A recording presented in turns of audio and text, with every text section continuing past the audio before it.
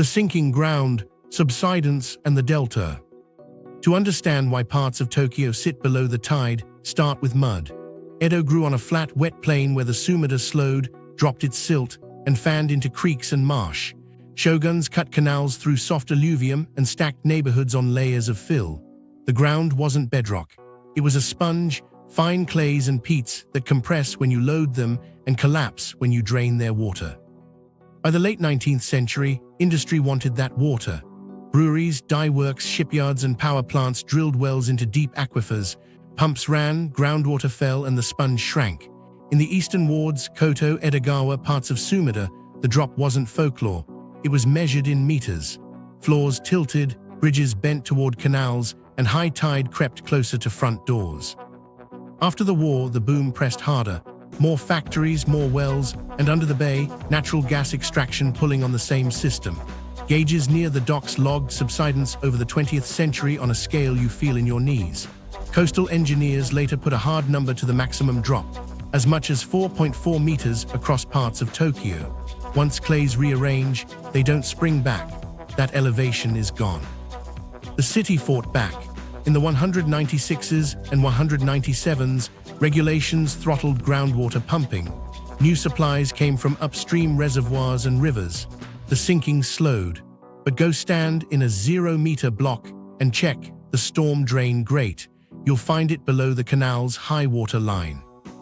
Tokyo's own figures say roughly 20% of the 23 wards, about 124 square kilometers, now sit at or below sea level at high tide, home to around 1.5 million people. That's not a forecast, that's a base condition. Meanwhile, sea level started its own steady climb. A few millimeters a year globally sounds small until you add it to districts already pushed down. Storm surges ride on that mean, and wind setup piles the bay into corners. You need less storm to get the same flood.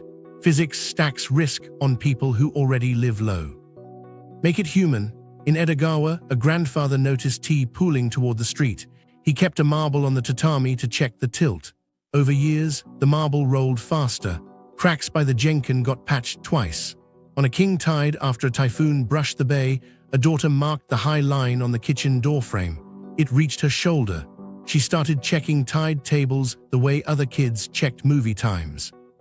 Across town, engineers mapped it like a medical chart. They overlaid old well fields with settlement contours and traced shallow basins, legacy bowls where water prefers to go. The map wasn't just topography, it was memory. Every basin meant a neighborhood needing help forever. Gates to keep the bay out, pumps when those gates close, and streets that drain uphill to a canal. Here's the twist you feel on calm days. The canals that made Edo wealthy now act like veins and trapdoors. When floodgates swing shut against a surge, rainwater inside the bowl has nowhere to go. That's why pump stations, Tatsumi, Sunamachi, Hamarikyu, Shibora exist. Pipes taller than a person grab brown water and throw it over the wall. A single large unit moves roughly 12 tons a second. Run a bank, and you empty pools in heartbeats. It's loud, ugly, life-saving, and utterly dependent on power, maintenance, and timing. Tokyo learned under names that still show up in files. Kitty in 1949, Vera in 1959, Hagibis decades later. Each event whispered something into the logs, where water rose fastest, which pumps flirted with max, which underpasses turned into tanks. The more those whispers accumulated, the clearer the lesson. Subsidence is a one-way ticket. Adaptation is a subscription. Households adapted first. Landlords asked about flood histories. Tenants studied evacuation maps, noticed shelters sat outside the ward. A small factory in Kasai priced a new lathe versus moving 2 stations inland. The move won, not from fear, but because a week of downtime would kill payroll. Risk turned into commute time and rent. Then money started translating gravity. Insurers didn't need a lecture to add riders based on elevation and claims. Lenders added basis points for addresses inside bowls. Appraisers gave similar streets different values if one sat a step higher. None of it was personal. It was water turned into pricing. Meanwhile, the ground kept telling the same story. Clays that compress, fills that settle, water that finds the lowest line drawn by a century of choices. You can regulate wells and slow the drop. You can build walls and buy time, but you can't ask clay to rise. That simple constraint sets the stage for everything that follows, hardware built to hold a line, and budgets deciding where that line stands taller. A final micro moment. A ward officer visits a 3-generation house to explain a grant for removable flood boards. The grandfather runs a finger along a thin crack he's patched twice. The daughter asks if the city will raise the street too. The officer explains the sequence and the next review cycle. The grandson rolls a marble toward the door. It picks up speed. And that's the story in one line. A city that sank by inches, now living by minutes, waiting on centimeters. The arsenal of defenses: gates, levees, pumps. Start where steel meets tide. 15 floodgates guard the canals feeding in Tokyo, open on ordinary days so ships pass and rivers breathe. In a low-pressure line with onshore wind, operators at Tatsumi watch gauges and cameras stitch a live map. The order to close moves faster than the wind. Gate by gate, the bay is kept out and the city turns into a managed bowl. That's deliberate. The walls aren't guesses. Along the tidal barrier, seawalls rise roughly 5 to 8 meters above low tide, heights calibrated to Icewing-class surges with wave run-up, and set against sea level guidance drawn from the IPCC. Behind that outer line, inner levees run like a second spine, some disguised as park berms, others capped by promenades. People jog on top of reinforced earth that doubles as a roof over a simple promise: the water stops here. Then comes the cost of that promise. Close the gates and inland rain has nowhere to go, so the pumps take over. In Tatsumi, Sunamachi, Hamarikyu, and Shibora, pipes wide enough to stand inside grab brown canal water and throw it seaward. A single big unit moves about 12 tons per second. A bank of them turns minutes into margin. The sound is all throat and thunder, motors, bearings, blades, because time is the currency when levels climb. Meanwhile, something else ties the system together. Since 2015, a second control center in Konan mirrors Tatsumi's screens. If one goes dark, the other takes command.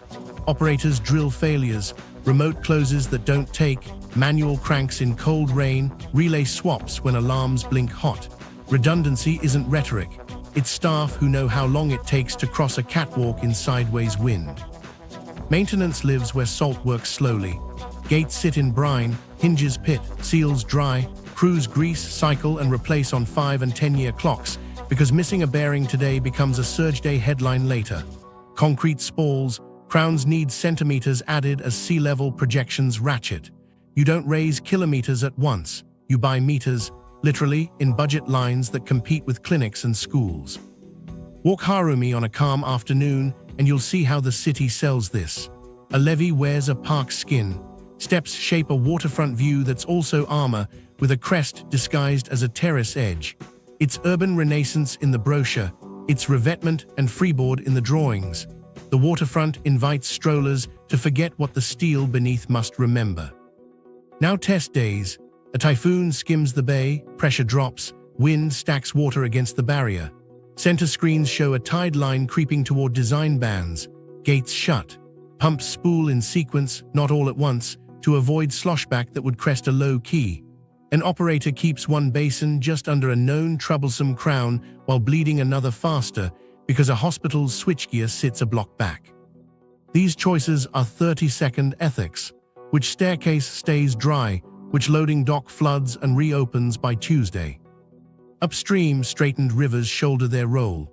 Floodways and detention tunnels, out of sight on blue sky days, swallow peaks and release late, after gates reopen.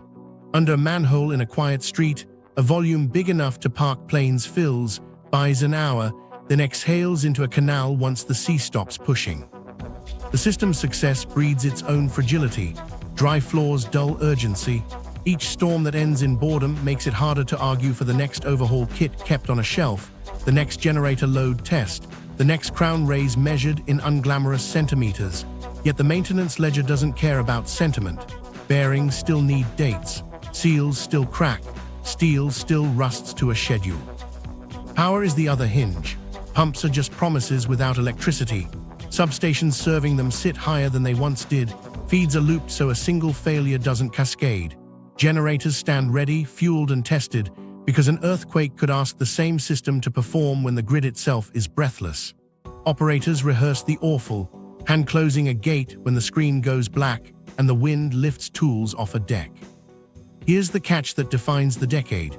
You can make gates smarter, variable speed drives, AI water level forecasts to feather flow, more sensors in paler segments, but code doesn't add crest height. It buys minutes. Minutes matter until the envelope arrives. The storm that stacks low pressure, wind setup, inland rain, and a clogged culvert in the wrong underpass. On that night, the only numbers that count are meters of crown, megawatts for motors, and crews who remember which bolt fights back. So yes, Tokyo built an arsenal that turns weather into management most days. It keeps ports moving, trains on time, basements dry. But every part has a clock, and every clock costs. The line will hold where discipline, steel, and money keep it tall. Elsewhere, the pumps, drills, and flood boards do what they can. That's the quiet contract under every sunny promenade on the bay.